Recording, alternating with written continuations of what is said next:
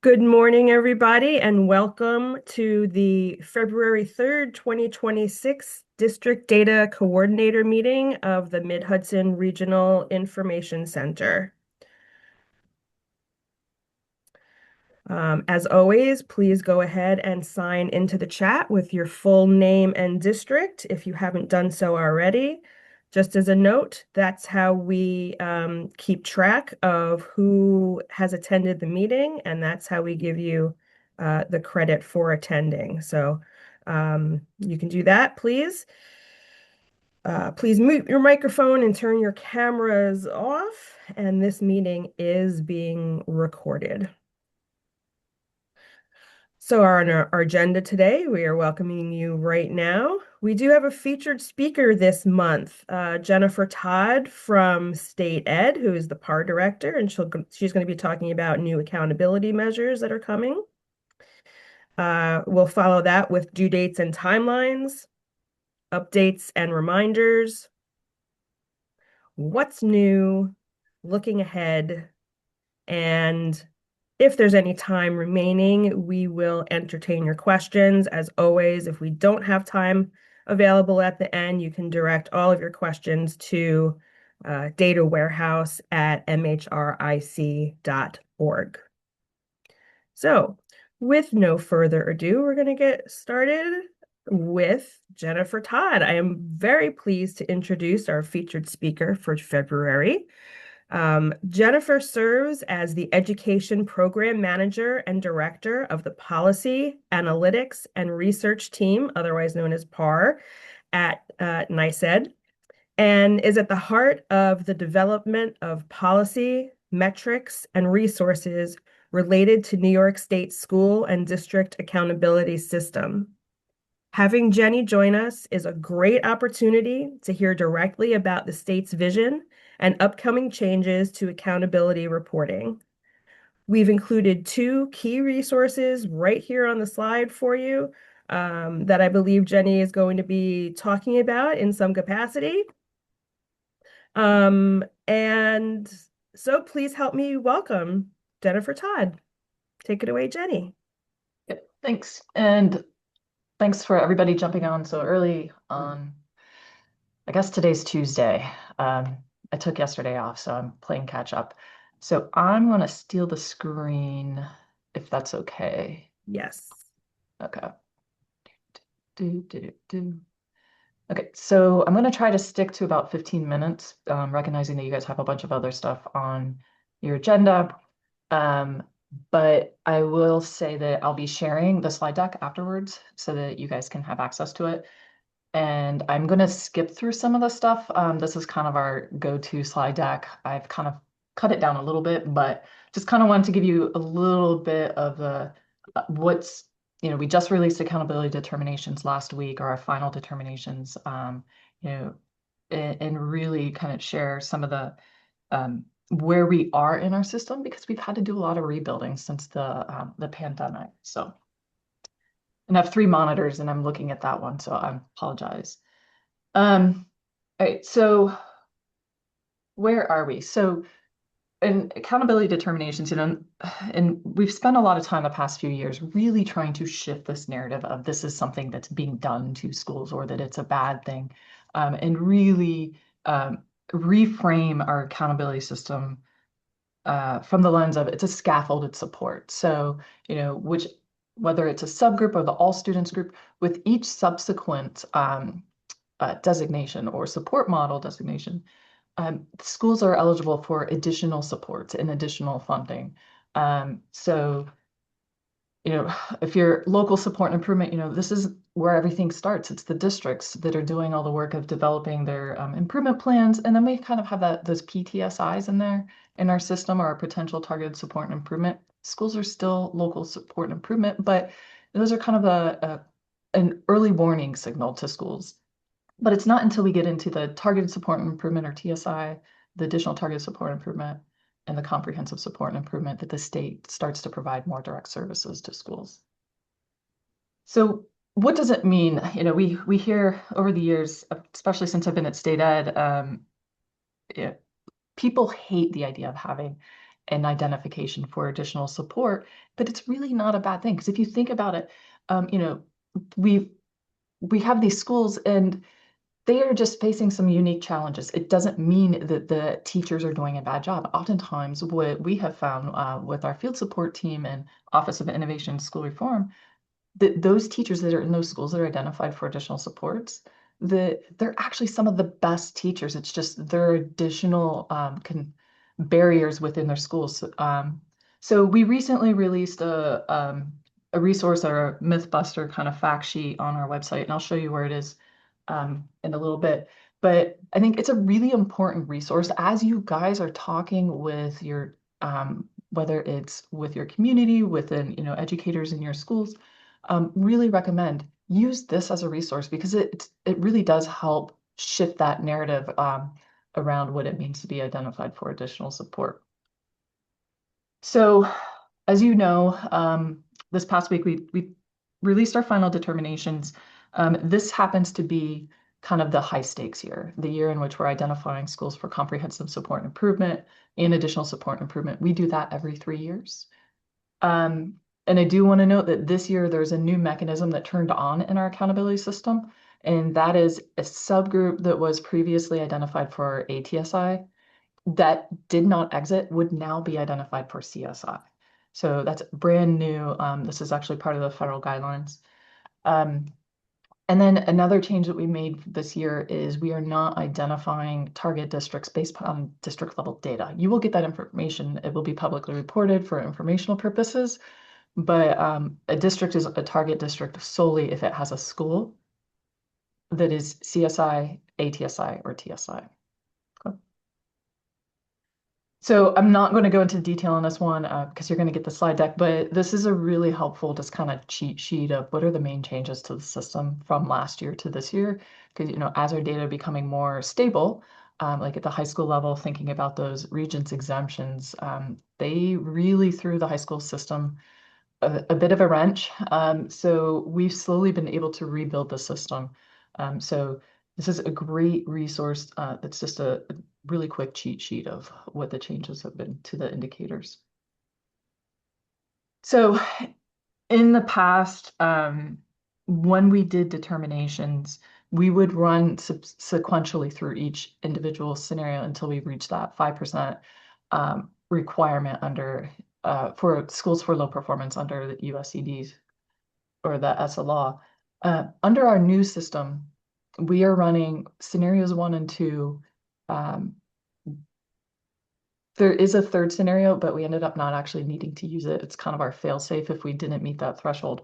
But the nice thing about this approach with the scenarios is in the way that we rewrote our ESSA plan and our regs is you now know which scenarios are going to be applied for next year and the following year. So both scenarios 1 and 2, whether it's the all students group or any of the subgroups, will always be applied.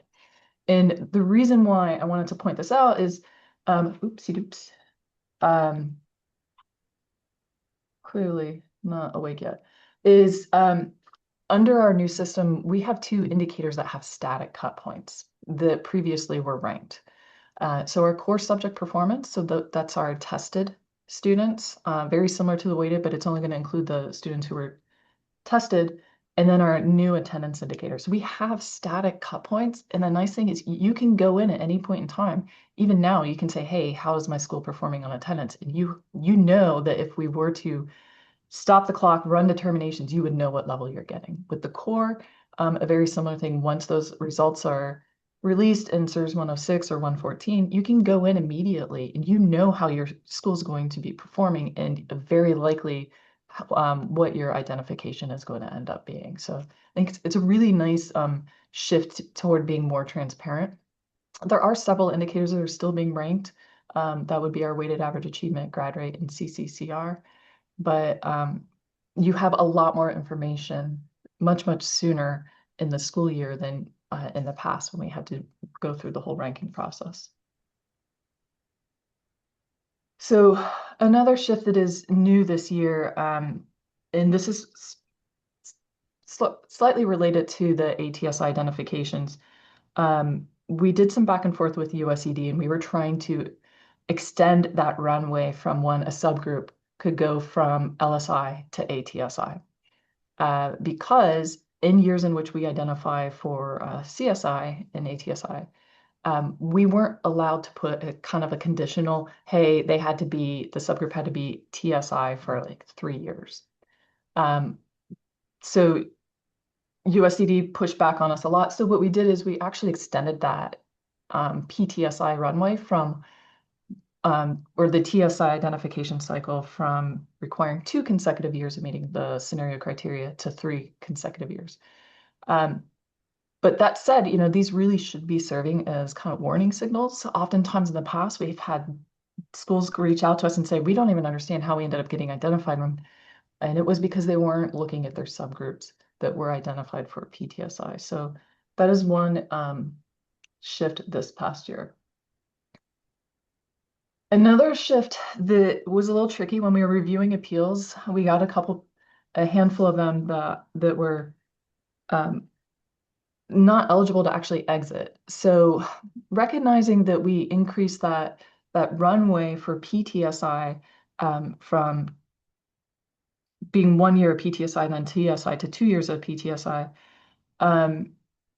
we also made another shift in terms of the exit criteria. So beginning with this school year, because in the past we were trying to turn back on requiring 2 consecutive years of progress. That is no longer a thing in our system. So what we did is we shifted the exit criteria. So a subgroup that was identified for TSI, ATSI, or CSI, they can exit in the second year after initial identification. So if I was newly identified for TSI last year, right? So 24-25 support model based on 23-24 data, I'm not actually eligible to exit this year. And we actually had a handful of appeals around this, but I will be eligible to exit next year. So the reason that we wanted to make this shift is, under the old system, they theoretically could have made progress, right? Well, and then if they made the second year of progress, which would be the second year after initial identification, they could exit.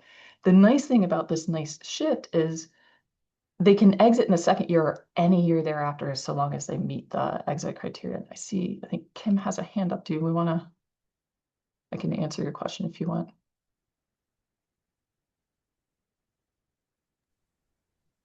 Is that an accidental hand?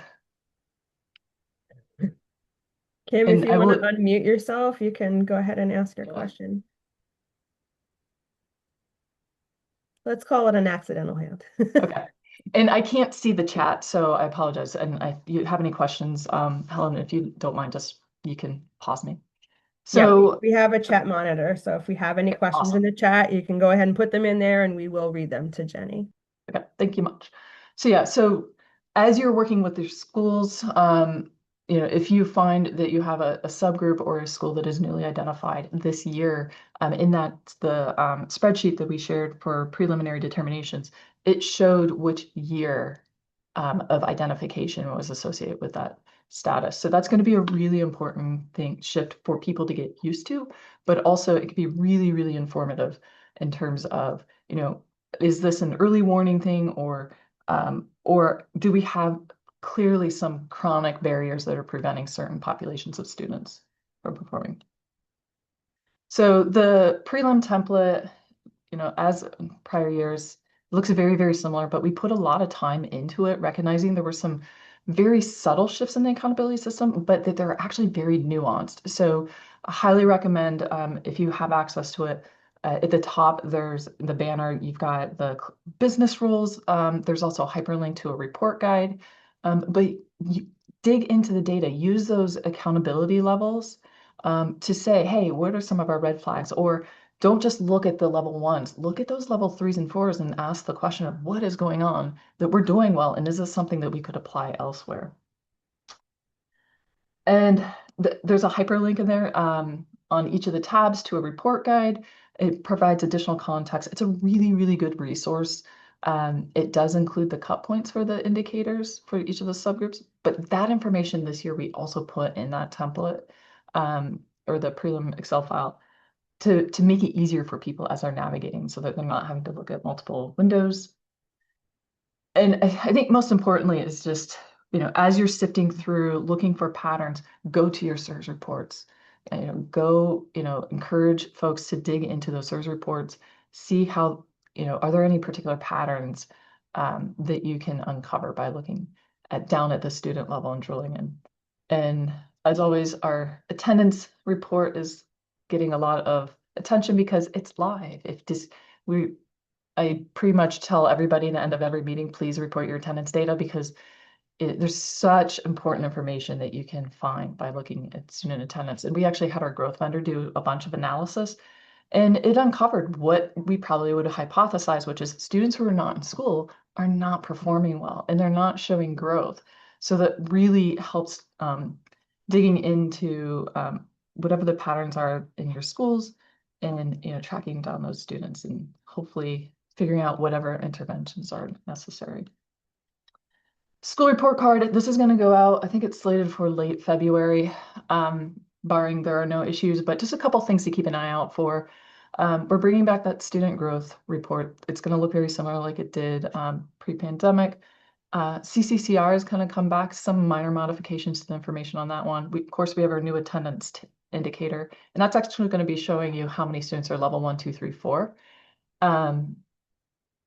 There will not be a district subgroup status, as I mentioned, but we are going to continue to report the district level data. It's federally required, but it's also really helpful information. There will be separate tables for MIPS and long-term goals. USCD does an audit every year, and they kind of slapped our wrist last year because we hadn't been reporting that because we weren't using them. And then the chronic absenteeism, we get a question a lot. It's going to continue to be reported. It's actually required to be reported. But just a wealth of information on the school report card. So our website, I get to work with some of the most amazing humans, and we have really, going into this reimagined accountability system, spent a lot of time thinking, who are our stakeholders? In the past, we would just put out what I call the world's longest title. It's our understanding, yada, yada, yada, on the far right, or for short, we call it our how accountability works. But we really wanted to make sure that we're reaching different audiences. So we've got on our website these, 2-pager fact sheets. These are kind of our 101. There are webinars for each of the indicators. And so we kind of see that as our 201. Then we get into our how accountability works document. But more recently, we actually, in addition to that fact sheet, we also released a toolkit, which is an amazing, amazing resource that you can use as with your stakeholders. It's kind of a plug and play, and I'll show you where that is here in a second. So the main Office of Accountability website, that can navigate you to different sections. We have our continuous improvement. If your schools happen to be identified, I believe today will be receiving communication around requirements. And then, as always, SIRS, they're our best buddies. But what we're really trying to do around our accountability system is encourage people to dig into their data, ask those questions to get a better understanding of what is actually going on or that root cause. And so accountability determinations, this is the start of it. You can dig into your SIRS reports. You got the school report card, which serves a different, what are your local data telling you? So, and then we have a bunch of our resources as always. So again, just really encouraging folks to make sure that they're understanding the actual data and the resources. I mean, if you have feedback for us of, hey, this seems a little confusing, we are always open to it. Utilizing the cut points that we have, as I mentioned, the static cut points for core and attendance, identifying those red flags, and then using the information to really just develop those actionable steps. So I want to quickly switch over. So I keep talking about resources. Is this showing a website now? Or is it still the, hopefully I see the website, everybody else, yeah? Yes. Yes. Yes. I'm really bad at sharing on Zoom. So on our website, so if you go to the main accountability site, the school and district accountability, this is where my team lives. But our resources webpage, Every year we've been putting out more and more resources. We just released, when I was talking about this top row for the final determinations, we've got a toolkit, which is just absolutely fantastic. There's a PDF of it, and then there's also the PowerPoint. So this really is something intended for you guys, and we have a bunch of notes on what you can do to kind of dig into it and how to populate it when working with fields. So on that note, I know I'm a little bit past the 15 minutes and I want to be respectful of your time. So just want to thank you guys. We do have one question in the chat from Kathy. How were the cut points determined? How are they determined? Yes. For the core and attendance? Kathy, do you want to unmute and expand upon that? Oh, sure. Yeah, hi. Can you hear me? Yep. Okay. No, I've just been actually looking at everything you were showing over the last week. And I saw that what you talked about, rather than having that ranking system of as a way of determining 1, 2, 3, 4, many of the indicators now have now are using the cut points. And so there's cut points for attendance and there's cut points for growth. And so all those things, I'm just wondering how they were established. Yes. I'm sure they weren't random. I was just wondering how you came about. Yeah. Okay. So we have 3 types of cut points. ELP and growth are static. They're the same cut points for all of the subgroups. That was based upon a bunch of modeling that was done pre-pandemic, and they have not changed. The second category, we'll take on so then we have the ranked indicators. So that's our weighted, our grad rate, and CCCR. So we go through, you'll see in our like in the fact sheets and stuff, it'll show you the bottom 10% are level 1, 10.1 to 50% are level 2, etc. So we rank order. Yeah, that part every year, I guess. Yeah. And it's done by subgroup. We used the exact same methodology using 23-24 data, applying all the new changes like the N size, adding science back in. So we used 23-24 data for the core and the attendance, and did that ranking. It's the same methodology, but you have this static one. So we kind of set it and forget it for 3 years, and then the year before we go into the next CSI cycle, we'll use those data and do the same methodology and update those. Okay. Thank you. Appreciate it. Any other questions? I don't see anything else in the chat. So if you have any questions at any point in time, you can always email accountinfo@nisa.gov. We are always open to feedback. And honestly, so many of these resources that we have been releasing are based upon a lot of the feedback and questions we've been getting. So I do want to thank you guys for nudging us. So on that note, I'll pass it back, and I can stay on if you want me to, or I can. You are welcome to stay on, Jenny, and you are also welcome to go as you need. So I'll stay for a few minutes and then sure. I'll go on to the next fun thing. So I want to thank you guys so much for joining us. That was really very informative. I encourage everyone on the call today to go ahead and look at all of the resources that Jenny shared with us. Her accountability team has been doing really great work in the attempt to help everybody understand fully the accountability measures. So thank you so much for joining us today, Jenny. Speaking of accountability, can you all see my screen now? Can I get a 1 yes audio? Not yet. Not yet. Not yet. Okay. Let's see.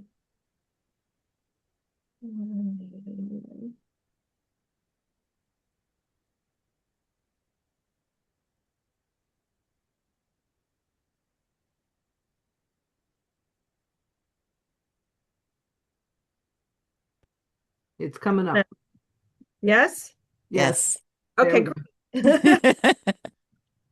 I apologize to everyone for the technical difficulties. There were some Zoom updates apparently since the last time I drove Zoom, and having a little technical challenge. So here we are. Speaking of accountability, The January 29th memo from NYSED provides formal notification regarding the final accountability support model determinations for the 25-26 school year. The accountability determination data is now considered final and is no longer embargoed. Districts and charter schools are now permitted to share this information as they deem appropriate. The department intends to publicly release these determinations and the corresponding school report cards by late February. For more information, you can download the memo on the link of the slide. And as Jenny just mentioned to you, if you have any questions about any of this whatsoever, you can reach out to accountinfo@nysed.gov. All right, so here we go with our usual content. We're going to pass this to Michelle for the due dates and timelines. Thank you, Helen, and good morning, everyone. There are several dates of interest that we'd like to highlight for February and March. Before we get started, please note the links at the top.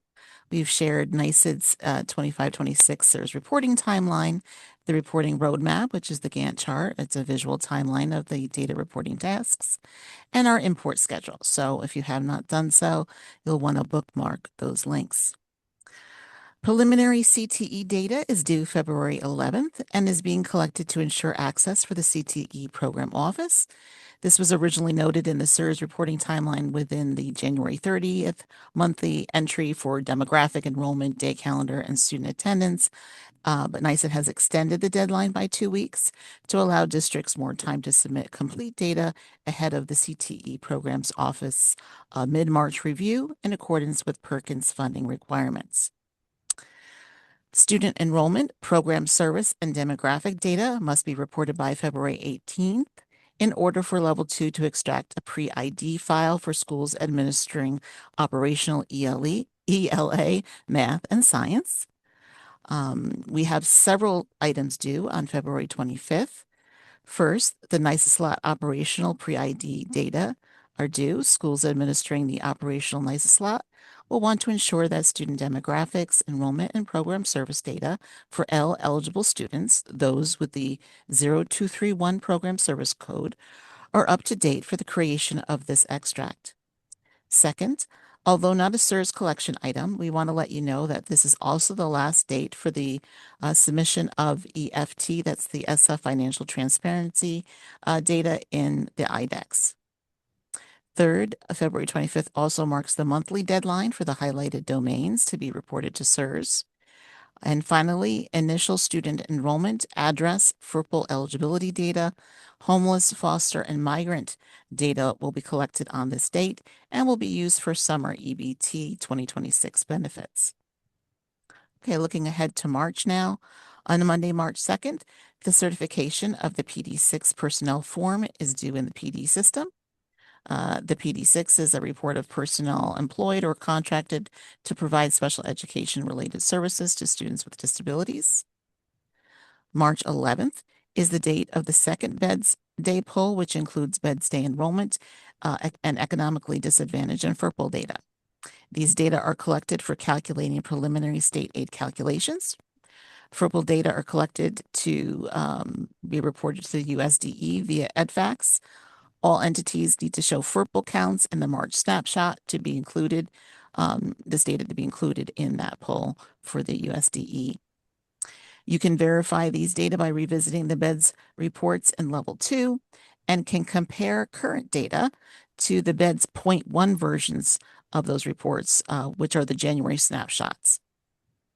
Also on March 11th, My Brother's Keeper data are due. All LEAs that are MBK grantees must report the appropriate service codes for the programs offered. And then Regents course data for score collection is due on March 25th. All Regents course data must be reported. Please note that June 2026 is the first administration of the new Regents examinations in ELA, Algebra 2, Physical Science Chemistry, and Physical Science Physics. Lastly, March 25th also marks the monthly deadline for the highlighted domains to be reported to SIRS. And with that, I will pass things back to Helen. Thank you, Michelle. And actually, I'm gonna go ahead and pass things to our testing services team.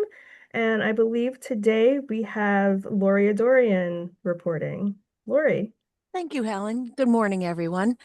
Um, we have started exporting Regents data. We ask that you check your data on the SIRS 653 report. It's a typo in our slide there. It will be corrected in the slide deck when it goes out to everyone. The SIRS 653 report in level 2. Please check your data there. We did reach out yesterday to see if you had any students who took physics or any students who earned a major life exemption. Many of you replied already. Thank you so much. If you haven't, please let us know by next Friday, the 13th. With January Regents over, we're beginning the process for June Regents. As always, we begin by requesting that you let us know who the contacts will be for your district. You should receive the form on or around February 17th, and we ask that you get it back to us by the 27th. Okay. The 3 through 8 simulation window ends this Friday. Hopefully, if you haven't already done so, you'll at least have one grade that participated in one content area for each school in your district.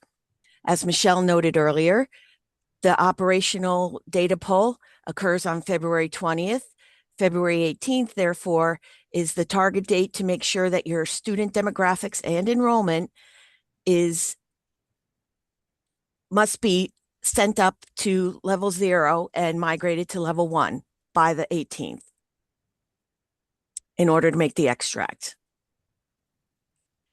Student data for any students testing on paper for 3 through 8, and all NYSA student data will be extracted this week on February 5th. We then begin printing the rosters, labels, and answer sheets. They will be QC'd and delivered in the next 4 to 6 weeks. February 1st is the changeover date for NYSATEL. The top of each level answer sheet provides guidance as to which test to administer to which student in which grade. And finally, as always, we can be reached at testcontacts@mhric.org or at the phone number on the screen. And the February edition of our newsletter will be in your inbox this week. If you have any questions, just reach out to us. Thank you. Thank you, Lori.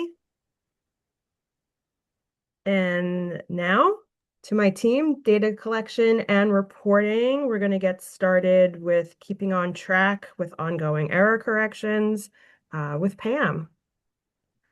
Okay, good morning. And here's our now familiar error tracking slide, where we just tried to bring to you information about how we're doing, where we stand, and just a little bit of a reminder of things that yet need to be done. Okay, so we have some good news and some not so good news. Don't forget, this is an ongoing process and requires your attention on a regular basis. The goal is clean data, so we bring it to your attention as a group. Every district has something, so this is a reminder to check your reports and correct what you can and reach out to us for assistance if needed. Okay, so from the January 27th L1C report, there were 1,768 errors, and that's up about 300 from the previous month.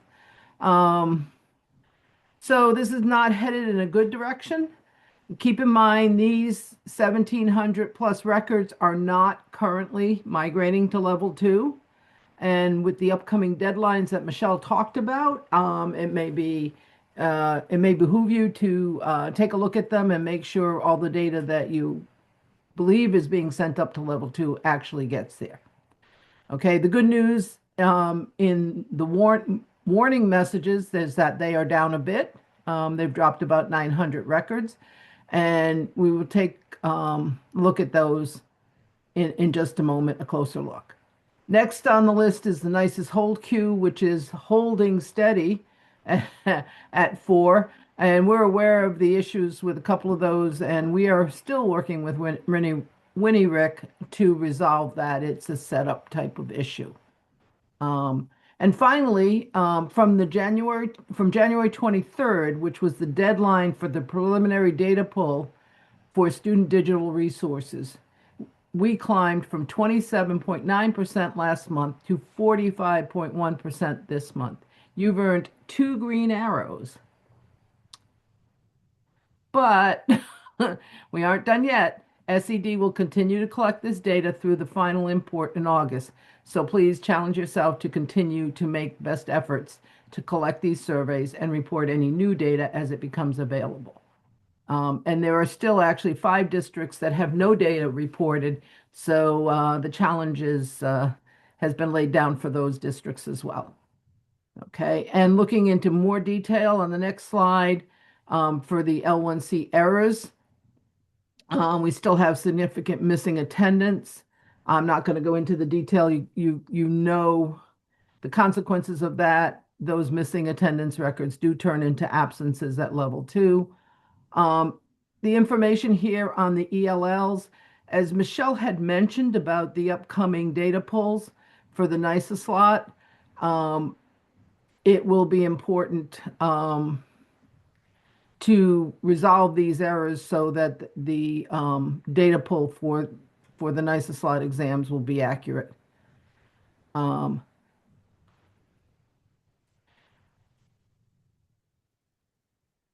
Okay, and onto the warnings. We're down a little bit, like I said, about 900 records. And there's one specific area that I'd like to mention. You should be familiar with this data. It is the in addition to the ELL data that I mentioned on the previous slide, the number of foster and homeless students who do not have free lunch records reported, since eligibility for summer EBT benefits is dependent on reporting free lunch and poverty records. These missing records, which there's about 280 of them, could have an impact on families in your district this summer. So those are just the highlights for this month. Please continue your efforts in this area to clean up data. Okay, next on our list, we will be updating to a new release 21.2 of level 0 soon. We're currently planning to do this on Thursday afternoon, and the next several slides will discuss changes that will be included in this new release. So first, let's talk about changes to some error messages. So some districts have reported pre-K and preschool students with an ELL eligibility and ELL program fact codes. ELL eligibility is determined by administration of the NYSATEL, which cannot be administered until June of the year prior to the student entering kindergarten. So ELL eligibility and service codes should not be reported for pre-K or preschool students. Some confusion may be introduced in this area because there is also a process used to identify emergent multilingual learners. This is for pre-K and preschool students. A language profile process for these students must be completed for any student entering pre-K. Information gathered from this process allows pre-K students to potentially receive services. However, these students are not considered ELL eligible, but that's probably where some of the confusion is introduced. So basically, as this new error message will inform you, that pre-K and preschool students cannot be reported with a 0231 ELL eligibility record.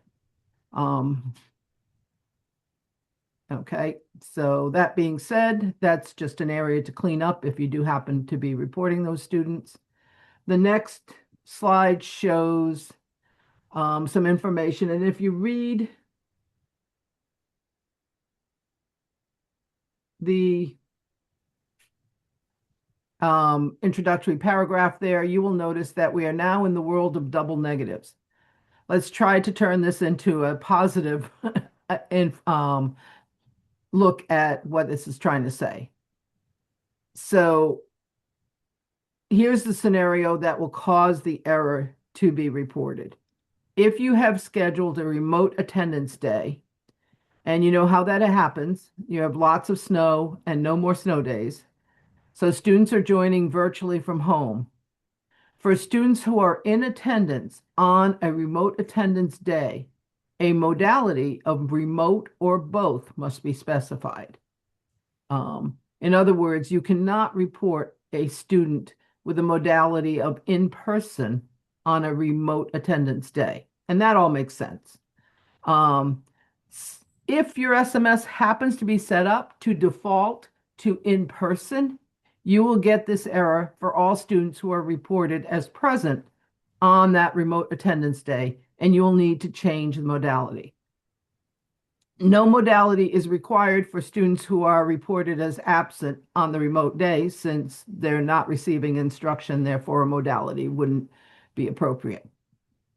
And yes, if your brain works as logically as mine, I don't see how both would be valid either, but there may be a particular scenario where that should apply, so they do allow both to be specified. Logic would indicate that if it's a remote attendance day, that the modality of remote would be the only appropriate one. Okay. Moving on to the next level 0 update. So with the new release, you will see an enhancement to the enrollment data quality report. You will now be able to select from the drop-down menu to include only active enrollments, inactive enrollments, or both.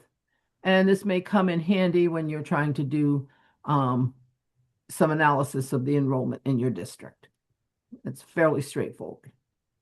And finally, an enhancement that provides a bit of additional information for your staff assignments. You will now have the previous year's information available for comparison. This can be handy when you are looking to determine the reasonableness of what is being reported in the current school year. Of course, if you reported incorrectly last year, the two wrongs still don't make a right. So you do need to analyze the data that is actually reported and make sure it is valid in its own right. Okay, that's it for the new release. I'm going to pass it over to Michelle for some additional updates. Thanks, Pam. During several DDC meetings earlier this school year, we reviewed the UPK and SUF-DPK program service codes and discussed funding calculations.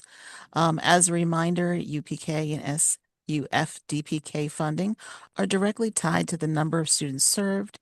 So it's essential that your enrollment, demographic, and program service data are migrated on a regular basis. To calculate the final payment for the 25-26 school year, the Office of Early Learning, or OEL, will use student data from two benchmark dates, October 1st and March 13th. To gather this data, NICE had pulled an initial extract from SERS on Friday, November 15th, which included anything migrated by noon on Wednesday, November 12th. This extract provided to OEL specifically looked at the October 1st data set. A second pull for OEL to examine the March 13th dataset is scheduled for Friday, April 10th, which will include all data migrated by noon on Wednesday, April 8th. The higher enrollment count from these two dates will be used to determine the maximum funding allocation for your programs. Please note that OEL will compare these counts to the projections submitted in the UPK application and may reach out to districts if there are significant discrepancies. The SED memo regarding these reporting guidelines is available from the link on this slide. And at this point, Helen has some additional items to share. Thank you, Michelle. So we're not exactly sure why MBK wasn't on the SED timeline until last week, but it is now. So we wanted to bring that to your attention. If you are a district with MBK grants, and they are noted on the slide, please make sure you are reporting the appropriate program codes by Wednesday, March 11th. Participating districts may have one or more program service codes. So we've supplied this full list of codes for you. So please make sure you know which ones apply to your district. If you are a participating district but are not listed here, please reach out to us and to SED. In years past, MBK and Liberty Partnership Programs data were both due at the same time. However, we don't yet have any guidance on if or when Liberty partnerships will be added to the timeline. So if we receive updated guidance on that, we will inform the field. We will let you know. We did mention last month that we had an updated law form, which is the form that you use to indicate that your district needs a new location added to the data warehouse. You can easily find this within our data warehouse resource library or through the link on the slide. We wanted to bring it up to you again, only because we had an overlap of the two forms. There was a previous form and this form we're running concurrently. We have turned off the old form. So if you're trying to use the old form, it's going to tell you that it's no longer accepting submissions. And you do have to use this form. If you have any questions about how to use it, you can use the tutorial video or give us a jingle. We frequently send important updates via this email address, noreply.dw@mhric, including SED notices, meeting reminders, deadline updates, and system status alerts. As you know, the No Reply DW email box is an unmonitored account. This has also been recently updated. So whereas before we actually did see that you would reply to these, we no longer see that. So to ensure your inquiries are addressed promptly, please direct all correspondences to our monitored help desk email box, datawarehouse@mhric.org.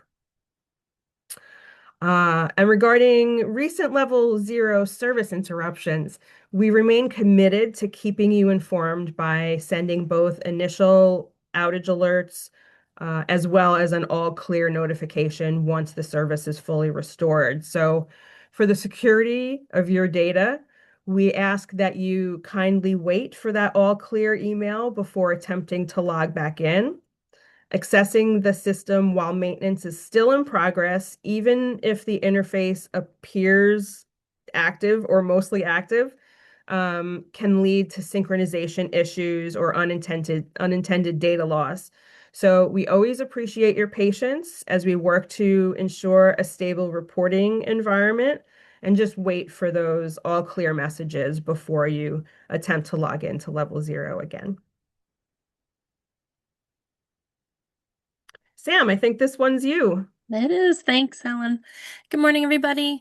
I'm just going to give you a few final reminders. So regarding the public school registration, we did have this last month, but just a final reminder because the due date is coming up March 2nd. So if you have any changes to your buildings, grades, name changes for the buildings for the 26-27 school year, just make sure that you submit those before the March 2nd due date. And you'll also find the memo linked here and the website and any needed forms for this process for you to access. All right, so I also wanted to include this. It's a newer feature in level 2 that some might not realize is there. So on certain reports, you'll notice under the location dropdown, there is an option called district rollup. So it allows level 2 users to see the whole district together. So it won't separate out all the locations. It'll allow you to see that whole district rolled up into one. And if you're wondering about the background, that's like a fruit roll up, you know? So that's what it is. So yeah, so check that out when you're in level 2 again. All right, and then next, I wanted to make you aware of a recent SIRS manual update. So nothing's actually changed with homeschool reporting. It's just that State Ed added some clarification under scenario number 31, as the wording previously it could have led people to believe that it did have to do with homeschool student when it doesn't. So they just added it is not homeschool students. And if you're looking for any homeschool guidance, you want to go to SERS. There's a whole homeschool section. It specifies the enrollment codes that should be reported. For students with disabilities, and the BEDS code that should be tied to the location. It ends at 0888 for homeschool. All right, so moving over to what's new, I have a few items for you. The first one is our February task list. It is available via the link. So again, it's a really valuable resource for anyone looking to stay on top of like those data reporting requirements that we mentioned in the DDC meeting, but also additional things and tips. So this month I did a National Bake with Your Family Month highlight. So if you're interested in that, check that out. And as usual, the BOCES specific items, you'll notice that they are in the color of coral. So if you're a BOCES and you're wondering if something applies to you, you're going to look for that under each section. And this month, for the level 1 report guides, we have quite a few. So first, the level 1 directory, that's been updated this month to advise of all these new report guides.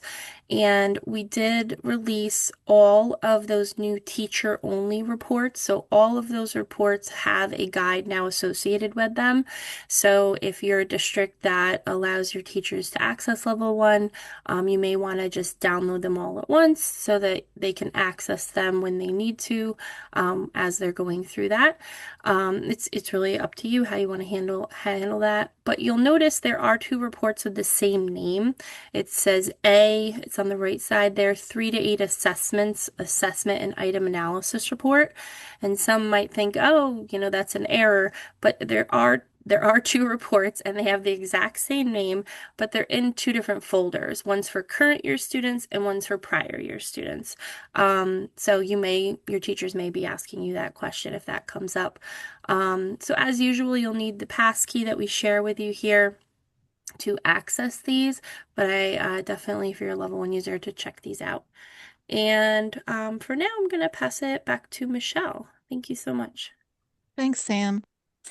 So with the upcoming due dates related to NYSA slot, it is critical to verify that your reporting of eligible students with the 0231 program service code is both complete and accurate. This is also a great time to review all related L program services. L review will come up again in May in preparation for an early June collection for Title III funding. And of course, all of this is collected at the end of the data reporting year in August.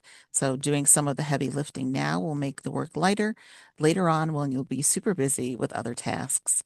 So we do have a quick reference guide for L reporting that is available from our Data Warehouse resource library on our website, and the link in the past here on the slide.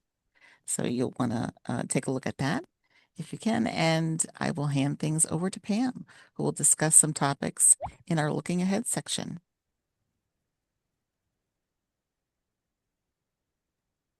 Okay, unmute. All right. Okay, the next, this should be a very quick slide, I'm hoping.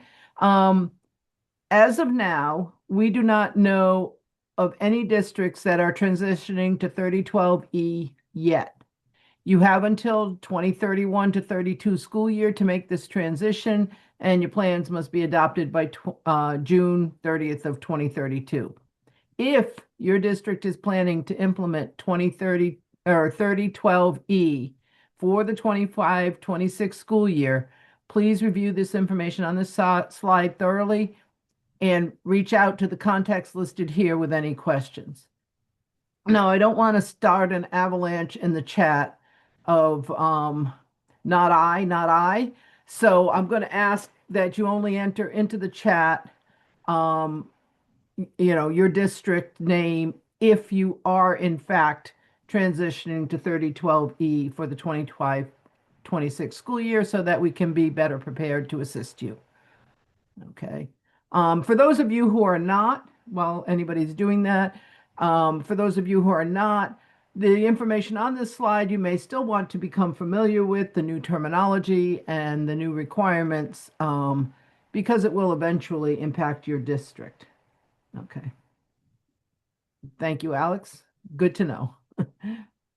All right. So next slide. For the next school year, there will be a change in the area of dual enrollments. Okay, that's applies to students taking courses for both high school and college credit, not students who are enrolled in two different places at the same time. You'd find those on the UIAS report. There is a very important new requirement regarding dual enrollment that you may have heard about in your district. So starting with the 26-27 school year, all New York State school districts, charter schools, and BOCES with dual enrollment programs must submit a partnership agreement form to SED. This form needs to be completed through CEDMON in the New York State Business Portal no later than September 1st, 2026. For those looking for more background, please refer to the memo issued in December 2025. And the link is there. Some of the links are there. Okay, so to help you navigate these new requirements, the Office of Post-Secondary Access, Support, and Success, or OPAS, is hosting an informational webinar on Wednesday, February 11th. I highly recommend that you all register for that. It'll go from 3 to 4, and they'll cover program definitions, form logistics, and answers to your specific questions. Okay, you can find the registration link right there on the slide and additional FAQ resources on the dual enrollment programs webpage. If you have immediate questions, you can reach the team directly at de.nys@niced.gov. We do have one question in the chat, Pam. Gabby asks, is dual enrollment different than dual credit? I believe they're one and the same. You know, like I said, we haven't attended the webinar yet. And, you know, some of the questions, you know, we have our own questions, but I'd highly recommend attending the webinar, and hopefully you'll get clarity on exactly what that means. Great. Thank you, Pam. Okay. And we're close to wrapping this meeting up. A reminder that we also will have a featured speaker in March. Amy Shapiro from Mid-Hudson Mets will be speaking on the New York State Migrant Education Program. And incidentally, we also do want to remind you that migrant students are eligible for free lunch, which is an often overlooked detail of migrant education. So we have our resources here for you. This is a list of your registration links and recordings. The recordings are being sent out in the data news, which will be sent out within the next couple of days, along with assets like Jenny's slide deck and this slide deck and so forth. So please do look at that data news email when it comes in. You know, our hours of operation and other contacts and lists and resources. It is right at 10 o'clock, so we're going to forego any questions. I think people have asked the questions that they need. If you do have any other questions that come up, please email us at Data Warehouse. If you are a BOCES DDC, please go ahead and stay on the call. We had a request from Mike Latino to put the dual enrollment webinar in the chat. I don't know if someone can do that or not. There we go. Sam did that for you. Thank you, Sam.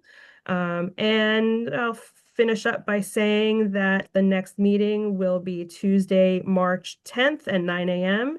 And we look forward to seeing you then. Thank you and have a great day. Thank you. Thanks, everyone. Okay, reminder to stop the recording, Helen, before the next segment. and also to my BOCES, DDCs.